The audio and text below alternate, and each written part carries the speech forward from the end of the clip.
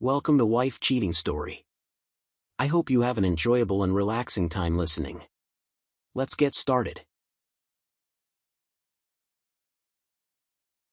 Your support means everything to us. We'd love to know, which geographical location are you joining from today? At home? On the go?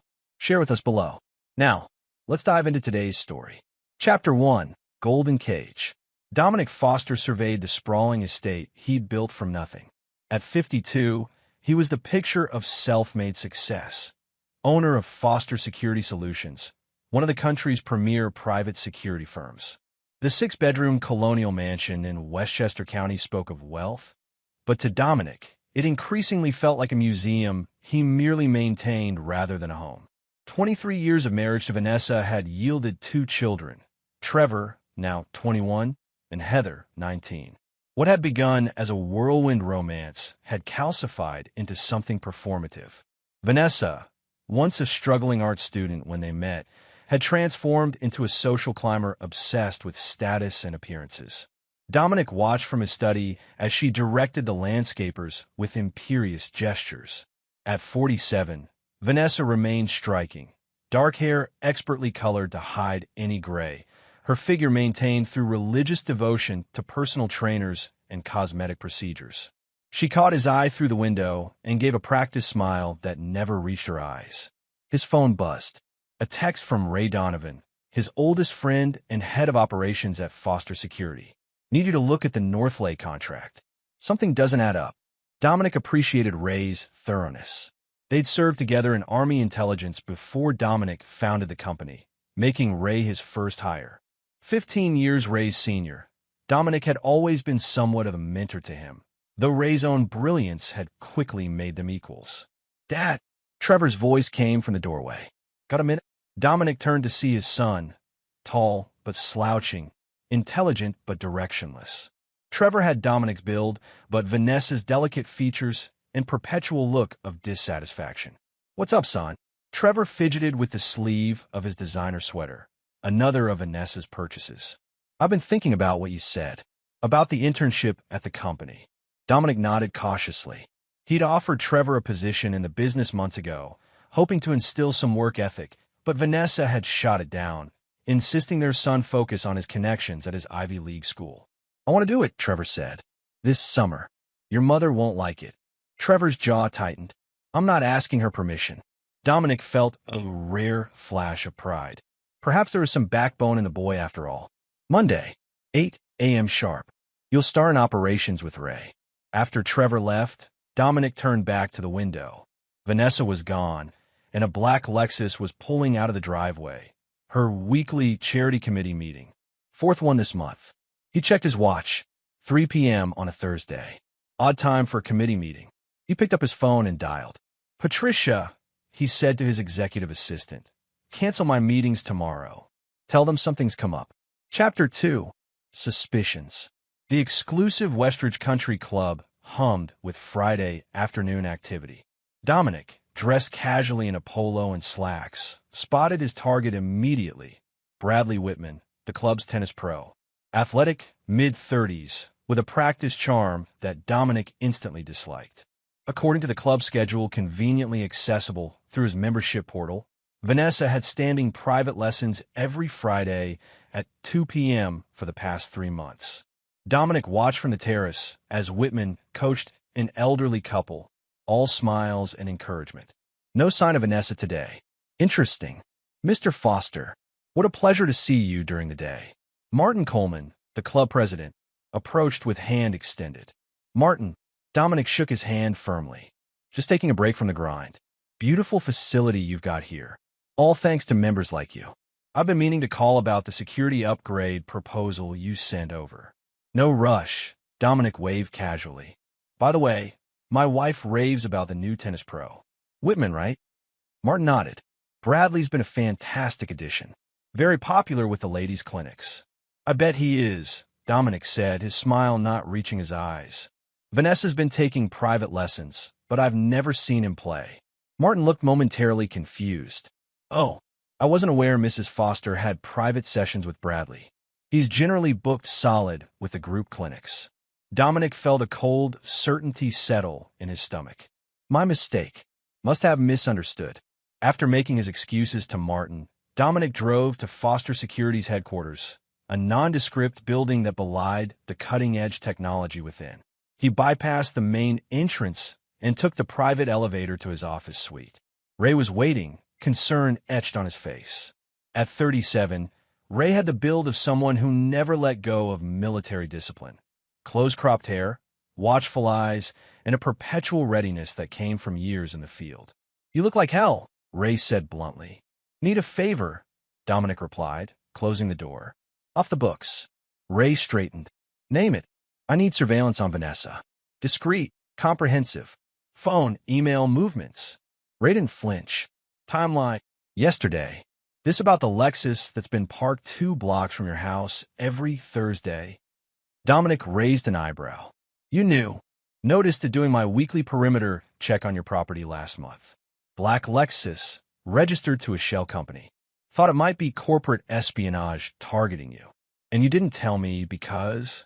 Was gathering intel before bringing it to you. Driver is Bradley Whitman. Tennis pro at your club. Dominic absorbed this, a muscle working in his jaw. Show me everything. Ray pulled out a tablet. There's more. Trevor came to me last week. Said he was worried about his mother. Asked if I'd look into some texts he saw on her phone. And you didn't tell me this either? The kid was looking out for you, Dom. I told him I'd handle it. Dominic felt a twist of something between pride and sorrow for his son. What else am I missing? Ray hesitated. There's money moving out of your joint accounts. Small amounts, but consistent. To a holding company registered in her maiden name. The betrayal wasn't just emotional. It was calculated. Dominic leaned back, feeling a cold clarity he hadn't experienced since his operational days. Give me everything. And Ray? Not a word to anyone. Chapter 3. Evidence Mounts. Heather Foster's surprise visit home from college brought a temporary reprieve from Dominic's investigations. His daughter had always been his weakness, brilliant, independent, and possessing a moral clarity that reminded him of himself before life had hardened him. They sat on the back patio, Heather animatedly describing her research project while Dominic listened with genuine interest. She was studying psychology, fascinated by the human capacity for self-deception. People build these elaborate realities, Dad, she explained, completely disconnected from truth. And they'll fight to preserve those illusions, even when confronted with evidence. Dominic smiled thinly. Speaking from experience there, Hummingbird, she rolled her eyes at the childhood nickname. I'm just saying, sometimes the hardest person to be honest with is yourself.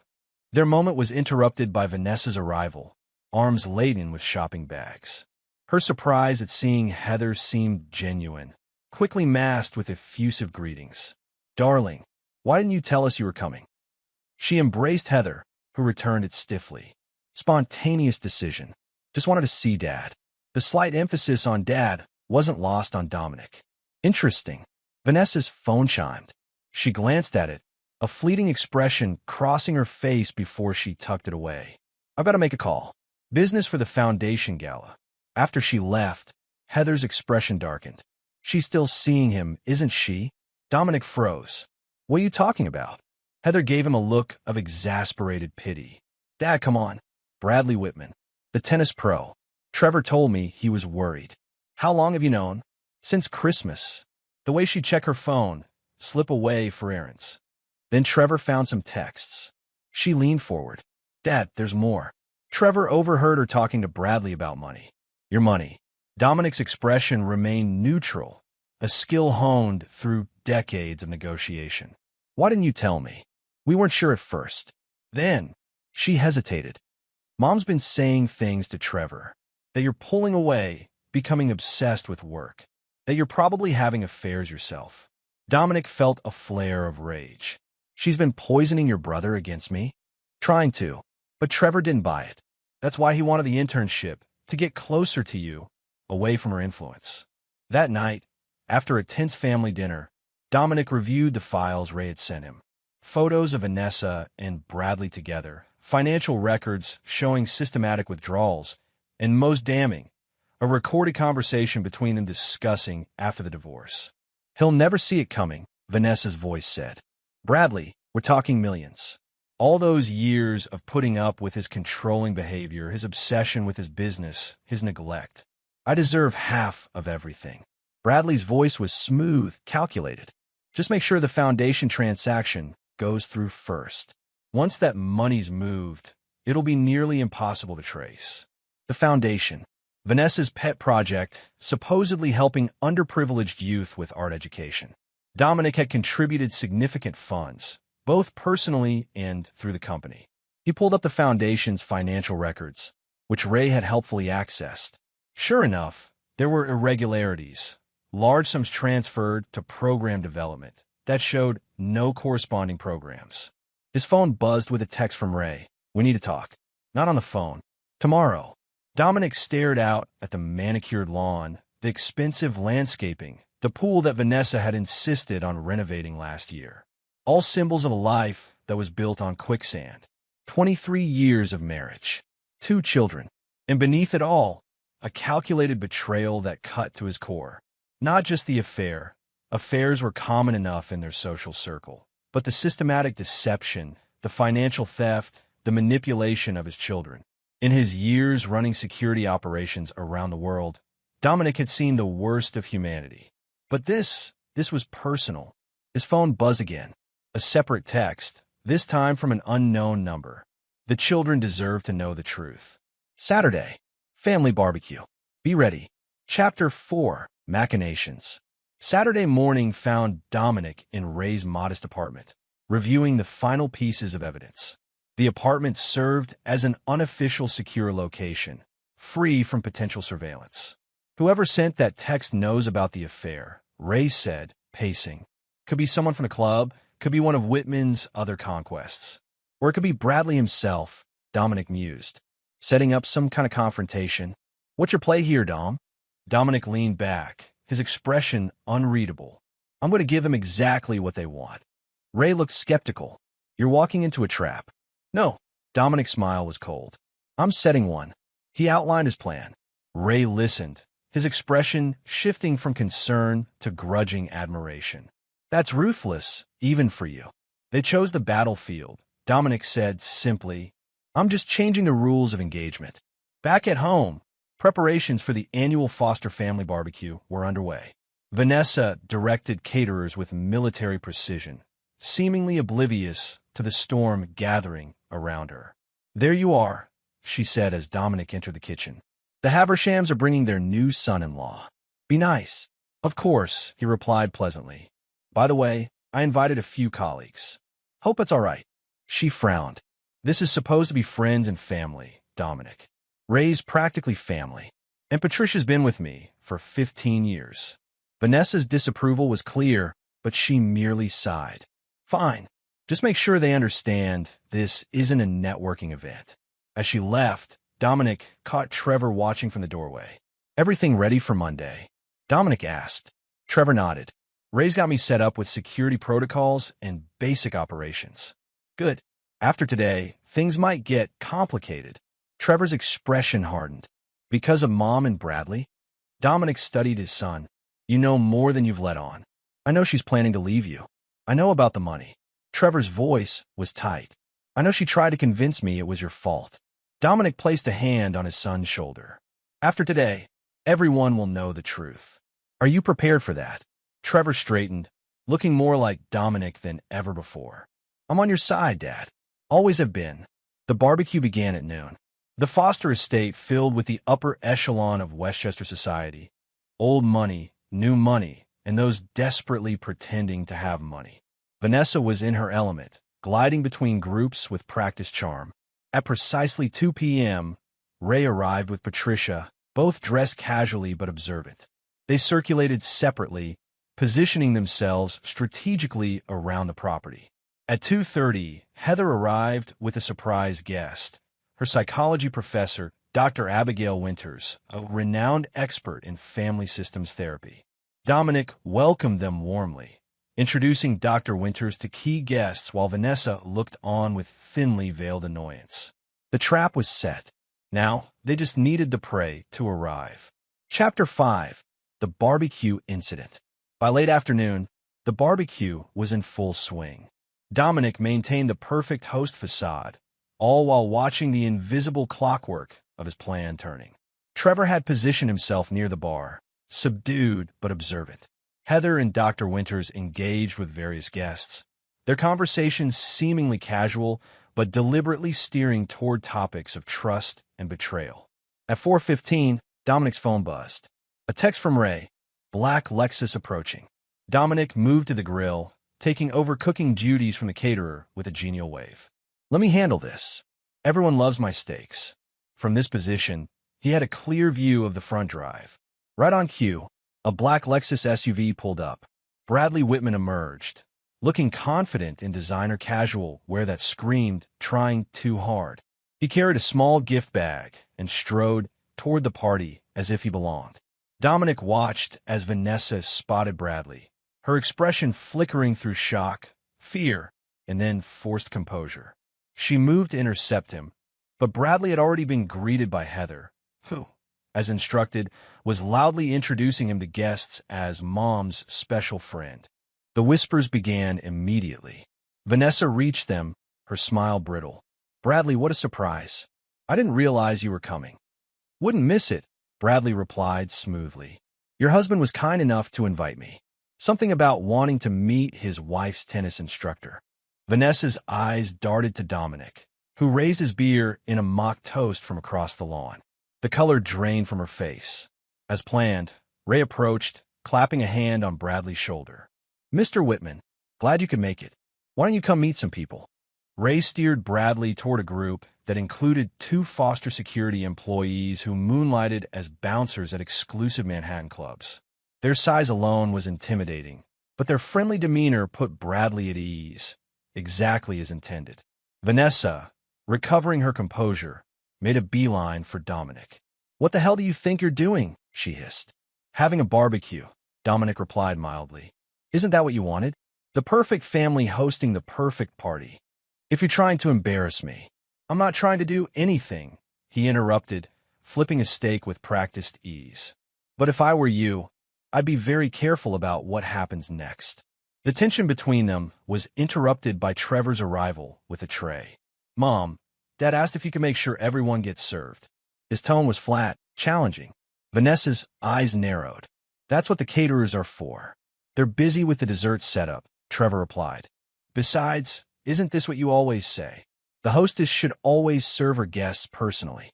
Isn't that what makes you better than everyone else?" The barb landed precisely. Vanessa took the tray with a tight smile. "Fine." As she moved through the crowd, serving food, Dominic gave Trevor a subtle nod. Trevor moved into position near his grandmother, Vanessa's mother, Eleanor, a widow with razor-sharp social instincts and a deeply judgmental nature. Eleanor had never approved of Dominic, seeing him as beneath her daughter despite his success. The feeling was mutual. Dominic found her pretentious and manipulative. Trevor engaged Eleanor in conversation just as Vanessa approached with the tray. What happened next went exactly according to plan. At the family barbecue, wife made my son serve food to everyone and said, he should be grateful we let her come. Like father, like son. Vanessa snapped loudly when Trevor pointed out she was now doing exactly what she'd forced him to do at previous gatherings. Eleanor seized the opportunity. Mother-in-law mocked his clothes, criticizing Trevor's casual attire as typical of his father's lack of standards. The entire party grew quiet at the public family discord. In the uncomfortable silence, a new player entered the scene. A tall man in a tailored suit emerged from a second black SUV that had arrived without notice. He walked directly to Trevor, ignoring the staring guests. "Kiddo, ready for your surprise?" he said loudly, handing Trevor an envelope. Everyone stopped chewing. Conversations halted mid-sentence. The man turned to face the crowd, his presence commanding. "Allow me to introduce myself," he said. "Nathan Wells, private investigator. I believe Mrs. Foster and Mr. Whitman know why I'm here." Chapter 6, The Unveiling. The aftermath of Nathan Wells's dramatic entrance unfolded like a carefully orchestrated symphony. Wells, a former FBI forensic accountant now working for Foster Security, had compiled a devastating dossier on Vanessa and Bradley's affair, complete with financial malfeasance. As guests quickly made excuses to leave, Dominic invited the key players to his study. Vanessa and Bradley, looking trapped, Eleanor, visibly shaken, Trevor and Heather, standing firmly beside their father, Ray and Nathan, controlling the perimeter, and Dr. Winters, observing with professional detachment. "What is this?" Vanessa demanded, her composure cracking. "Some kind of intervention? Think of it as a reckoning," Dominic replied calmly. He nodded to Nathan, who opened a laptop. "Mrs. Foster, over the past 8 months, you've diverted approximately $2.3 million from the Foster Family Foundation to shell companies controlled by Mr. Whitman. You've also withdrawn $750,000 from joint accounts, laundering the money through your art acquisition business." Bradley shifted nervously. "This is ridiculous. We haven't done anything illegal." "Actually," Ray interjected, "fraud, embezzlement, and conspiracy are quite illegal. As is blackmail." "Blackmail?" Eleanor echoed, looking at her daughter. "Vanessa, what have you done?" "Nothing." Vanessa snapped. "This is Dominic trying to avoid a divorce settlement. He knows I'm entitled to half of everything." Dominic's laugh was hollow. "Is that what Bradley told you? That you get half?" He turned to the tennis pro. "Did you also tell her about the other married women you've defrauded? Or about your outstanding warrants in Connecticut and New Jersey?" Bradley's face drained of color. "That's a lie. 4 affairs with wealthy married women in the past 5 years," Nathan continued, pulling up documents, "each ending with mysterious financial losses for the families involved. No charges filed. Too embarrassing for the husbands. Until now."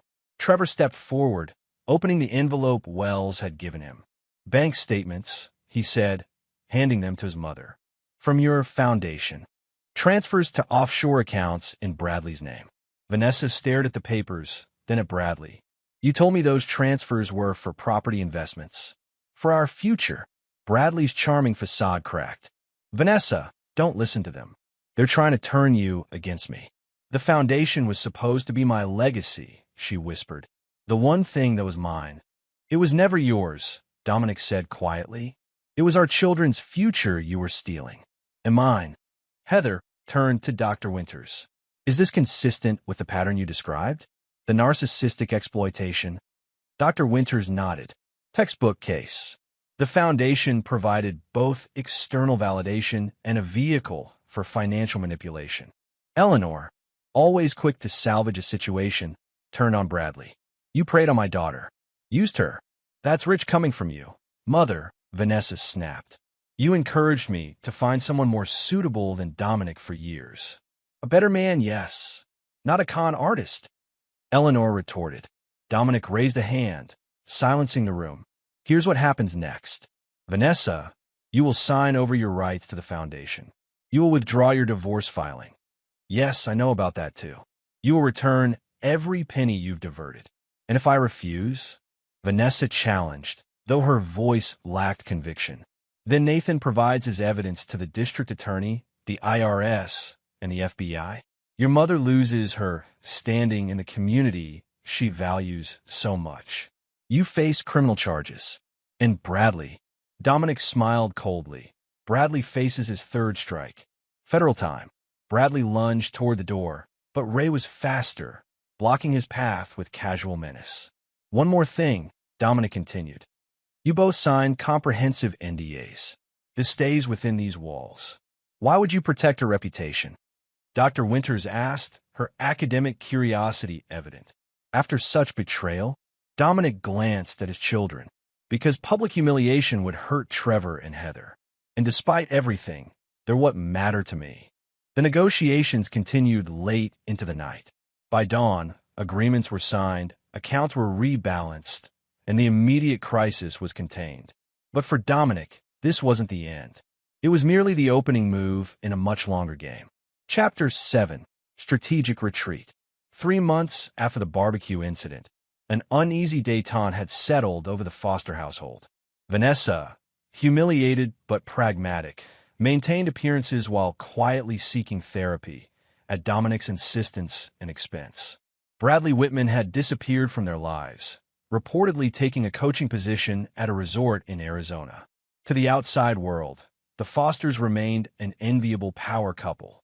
Privately, they lived separate lives under one roof, an arrangement Dominic made clear was temporary. "I'm keeping the peace for the kids," he told Ray during their weekly security briefing. "But make no mistake, this isn't forgiveness." "You could have destroyed her completely," Ray observed. "Why the restraint?" Dominic's expression was unreadable. Immediate satisfaction versus long-term strategy. "I want her to rebuild a sense of security before I pull the rug out." "Cold," Ray commented, though without judgment. "Calculated," Dominic corrected. Bradley was just a symptom. The real betrayal goes deeper. Trevor had flourished at Foster Security, showing an aptitude for operations that surprised everyone except his father. Heather had returned to college but remained vigilant, calling home more frequently and developing a closer relationship with Dominic. Eleanor, perhaps sensing which way the wind was blowing, had become uncharacteristically supportive of her son-in-law, inviting him to lunches and praising him publicly. Dominic accepted her overtures with polite distance, all while activating Phase 2 of his plan. Nathan Wells had continued his investigation, digging deeper into Vanessa's past and uncovering patterns that predated their marriage. "Your wife has secrets that go back to college," Nathan reported during a secure meeting at Foster Security. "Before you met her." "Specifics," Dominic prompted. "A sealed juvenile record and connections to people she claims not to know, including Bradley Whitman. They attended the same high school. Different years, but definite overlap." Dominic absorbed this. Their meeting at the club wasn't coincidence. Unlikely. And there's more. The foundation wasn't her first attempt at financial diversion. There was a charity auction 5 years ago. Funds unaccounted for. The children's hospital benefit, Dominic remembered. She chaired the committee. Precisely. And guess who provided consulting services? "Let me guess. A company connected to Bradley." Nathan nodded. "Through his sister. Different last name. She's married. That's why it didn't flag initially." Dominic leaned back. "They've been working together for years. Right under my nose. It appears so. Find the sister, and anyone else connected to their operation. Leave no stone unturned." That evening, Dominic attended a charity gala with Vanessa. She had been nervous about public appearances since the barbecue, but Dominic had insisted, citing the importance of maintaining their social position. "You look beautiful," he told her as they entered the ballroom, his compliment genuine despite everything. Vanessa had always been skilled at presenting the perfect facade. "Thank you," she replied, searching his face for signs of his true feelings. "Dom, I've been thinking, maybe we should consider counseling. Together, I mean."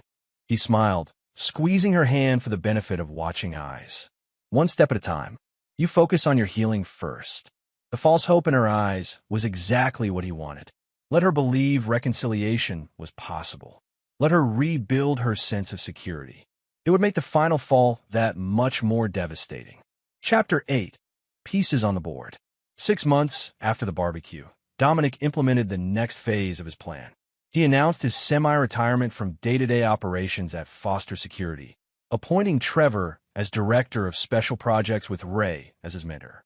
"It's time for new blood," he declared at the company's quarterly meeting. "And who better than family to carry forward our values?" The move was celebrated in industry publications, with profiles of Trevor as the rising star following in his father's footsteps. Vanessa, seeing her son's success, attempted to rebuild their relationship, inviting him to lunches and sending thoughtful gifts.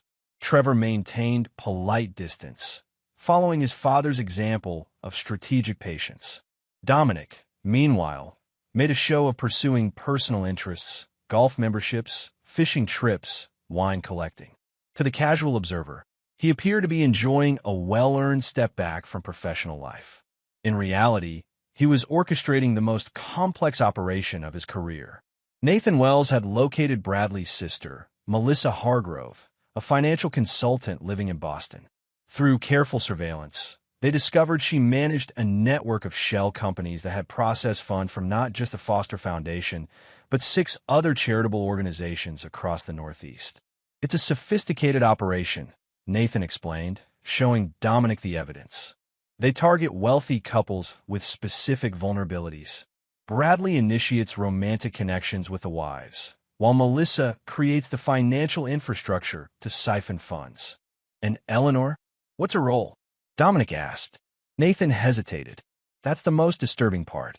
We found communications suggesting she's the one who identifies potential targets, including you 15 years ago. Dominic felt cold fury settle in his chest.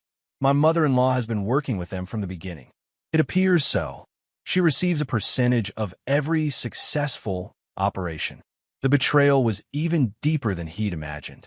Not just his wife, but his mother-in-law had seen him as nothing more than a mark, a wealthy target to be manipulated and exploited. What about Heather and Trevor? He asked, his voice tight. Are they? No, Nathan said firmly. All evidence suggests they were kept completely in the dark. In fact, based on the communications we've intercepted, Eleanor has been pressuring Vanessa for years to keep the children uninvolved and unaware. Small mercies, Dominic thought. With the full picture emerging, Dominic finalized his counterstrike. He called a meeting with his most trusted team, Ray, Nathan, and now Trevor, who had earned his place in the inner circle. We move in 3 weeks, he announced, simultaneously against all targets. What about Mom? Trevor asked, his voice carefully neutral. Dominic studied his son. Your mother made her choices. Are you prepared for the consequences? Trevor nodded, his expression hardening. She used us as props in her scheme, used me to maintain her cover. I'm ready. The plan was comprehensive. Financial, legal, and personal destruction of everyone involved in the scheme. Not just Bradley and Melissa, but the entire network they'd built, including Eleanor. As for Vanessa, Dominic had something special in mind. She values 2 things above all else, he told Trevor privately. Her social standing and her illusion of moral superiority. We'll strip her of both. The final pieces fell into place when Heather came home for spring break, bringing with her research she'd been conducting with Dr. Winters on psychological manipulation within family systems. It's fascinating, Dad, she explained over dinner, carefully avoiding looking at her mother. How people can compartmentalize their morality, convince themselves they're the hero of their own story, even while causing immense harm. Vanessa shifted uncomfortably. This sounds rather dark, darling. I thought psychology was about helping people. Oh, this will help people, Heather replied coolly. Victims of narcissistic abuse deserve to understand what happened to them. Don't you agree, Mom? The table fell silent. Dominic watched his daughter with pride and a touch of sadness. She had grown harder through all this, more like him. That night, after everyone had retired, Dominic received a text from a number he didn't recognize. All assets in position. Green light? He replied with a single word, execute. Chapter 9, Checkmate. The dismantling of what came to be called the Foundation Network made headlines across the financial and social elite circles of the Northeast. In a coordinated sweep, federal agents arrested Melissa Hargrove and 4 associates on charges of wire fraud, money laundering, and tax evasion. Bradley Whitman, attempting to flee his Arizona resort upon hearing the news, was apprehended at the Mexican border with $150,000 in cash and a false passport. Eleanor suffered a very public humiliation when IRS agents arrived at her country club during ladies' luncheon, serving her with search warrants and asset freezes. The carefully curated reputation she'd maintained for decades crumbled in a single afternoon. Through carefully placed leaks and strategic cooperation with authorities, Dominic ensured that his own family's involvement was characterized as that of victims who had assisted in exposing a criminal enterprise. Foster Security was praised for its role in the investigation, with Trevor highlighted as instrumental in bringing the perpetrators to justice. But for Vanessa, Dominic had designed a far more personal reckoning. On the morning the story broke, he invited her to his study. She entered cautiously, having seen the news reports. "Is this your revenge?" she asked, her voice surprisingly steady. Using the legal system to destroy my mother and Bradley? Justice isn't revenge, Dominic replied. But no, that's not my revenge. This is. He handed her a thick folder. Inside were printouts of emails, text messages, and recorded conversations spanning their entire marriage. Evidence of her systematic manipulation, her contempt for him behind his back, her strategic use of their children as props in her carefully constructed facade. I've known who you really are for longer than you think, he said quietly. Not just the affair with Bradley or the foundation money. I've known about the others. The lies. All of it. Color drained from her face. Ow! I'm a security expert, Vanessa. Did you really think I wouldn't have safeguards in place? He shook his head. But I wanted to believe the best. That's my failure. She rallied slightly. You can't prove intent. Anything in there could be interpreted multiple ways. True, he conceded, which is why the final decision isn't mine. He pressed a button on his desk phone. They're ready for you. The door opened to reveal Trevor and Heather, both solemn-faced. The children deserve to know the truth, Dominic said, echoing the anonymous text from months ago, a text he had sent himself to set his plan in motion. All of it. For the next hour, Trevor and Heather reviewed the evidence their father had compiled. Text messages where Vanessa mocked Dominic to Bradley.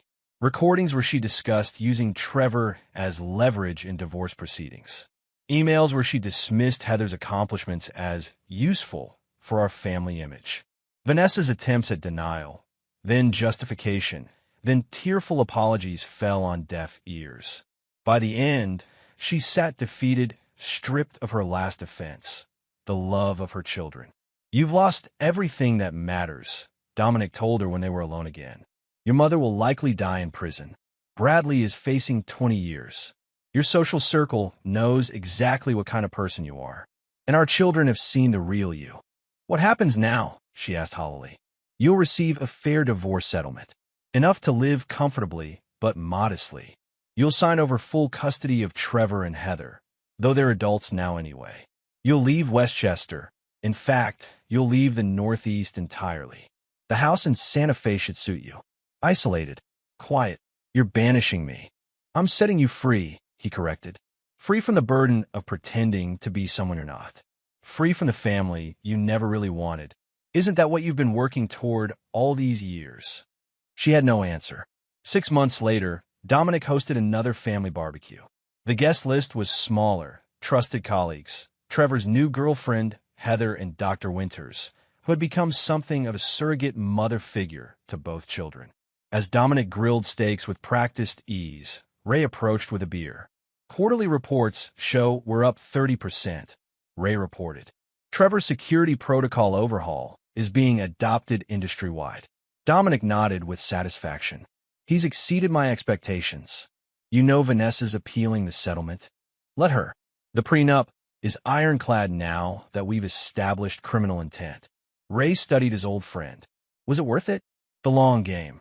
Dominic looked across the lawn, where Trevor and Heather were laughing together, stronger and more resilient for having weathered the storm.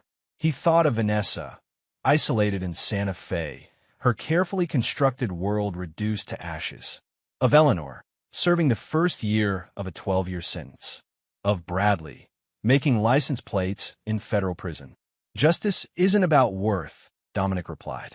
It's about restoration of balance.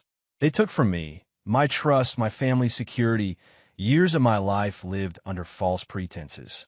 I didn't just want revenge. I wanted understanding. Understanding. I wanted them to understand exactly who they had chosen to betray. Dominic's smile was cold, but satisfied. Now they do.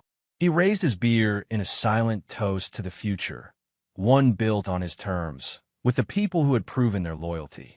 The man who had arrived in a black SUV at last year's barbecue had set events in motion that transformed their lives. But it was Dominic who had orchestrated every move, patient and relentless, until checkmate was inevitable. Some men might have offered forgiveness, but Dominic Foster was not that man. He was the man who had built an empire from nothing, who had survived betrayal by those closest to him, and who had extracted a prize for that betrayal that would echo through generations. And in the end, he stood triumphant, not just surviving, but thriving while those who had wronged him faced the consequences of underestimating exactly who he was. And there you have it. Another story comes to an end. What did you think? I'd love to hear your thoughts in the comments below. If you enjoy this story, consider joining our community by subscribing. It means the world to us. For more stories like this one, check out the recommended videos on screen. And I'll see you there.